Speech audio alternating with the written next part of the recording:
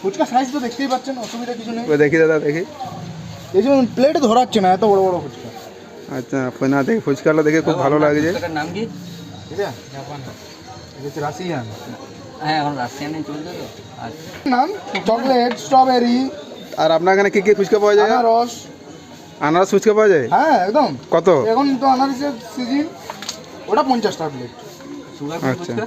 Sugar free fuchka হ্যাঁ হয়ে যাবে, হবে না কোনোটাই আচ্ছা। নেই। বাবু আপনি কি চাকরি পান না বলে করছেন? হ্যাঁ, এই যে বিটেক ফুচকা হলো, কি হলো? বিটেক ফুচকা হলো। ও এই ফুচকা দোকানের নাম বিটেক ফুচকাওয়ালা।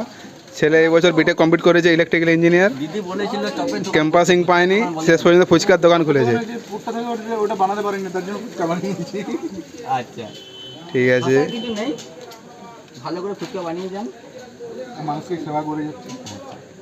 আচ্ছা, এটা টক জলে কীভাবে বানান?